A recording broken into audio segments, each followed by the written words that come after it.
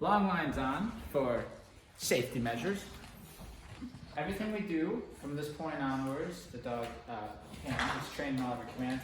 It's just letting her have her own experiences in order to set boundaries. So I open the door, and if she steps out without permission, there will be e-collar pressure until she comes back in. Okay? This teaches her that she can't go out the door until she's given permission by a human, which is just a safety measure. Okay?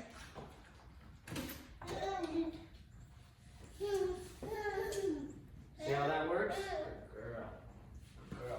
Now she's trained, that's why she knows what to do. Right? Good girl. Good choice. Good girl.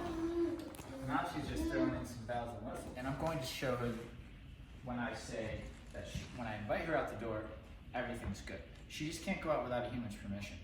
And so it's very important to kind of set your dog up to have these experiences that, of course, you're regulating the outcome. You're there to be there on the e-collar to let her know not to go out. But it's all her own experience. That's how you get the best results. If you catch her going out the door and you scream at her and you yell at her and then you bring her in, it's not as effective because it wasn't her choice to come back in. It was yours. That was her choice, okay? So, let me show you. Hannah, break.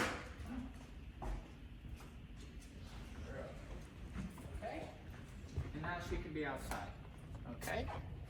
I'll actually give her some time out here, and then we'll use recall to bring her back in. With the lead. Hang on, sweetheart. There you go. Hannah! Probably has to use that or something, right, sweetheart? These types of concepts are things we use all the time. We use it with place, we use it with the walk. We let the dogs make decisions, and we give them the proper experience to have them come to their own conclusion that it's something they no longer want to do. I think that's the best way. If you go battle of the wills with a dog, a lot of stubborn dogs will go to the end. She loves being outside. Oh, she absolutely does. She's the dog that when you're outside with her, you're going to want to keep an eye on her and set boundaries on the lawn. Very similar to how we set boundaries for the door. If she goes too far, I can correct on the e-collar and kind of create a boundary, almost like what an electric fence would do, but we do it manually. This way our dog knows certain spots on the lawn are off limits, so they don't get close to the road or something like that. So many possibilities. But for now, I'm just going to keep an eye on her, and then what I'm going to do is recall her using the tone on the e-collar back in. A lot of this stuff has been pretty silent, but she understands that the beep means recall, so it's time to go in. I'm gonna give her a recall. Good girl. Come on. Okay, good girl. Sit. Very, very nice sit.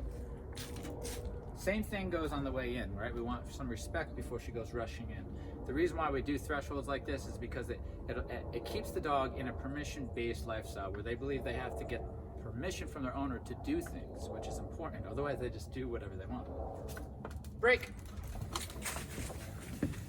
Okay. And then what's cool about this, give you guys an example, is we'll just leave the door open just to show you. Just to show you that the boundary, once the dog understands the boundary, because you've allowed them to have that learning experience, which a lot of times is robbed from a dog because people get involved and they say no and they physically move the dog. They don't allow the dog to have their own experience. Now she just believes, her belief in her head is that, I just don't go out that door until a human says. That's effective. Now that's effective because we changed her belief system, the way she operates in the world. At least in this house. Once this type of stuff's done in her own home, she will operate the same in that home, okay?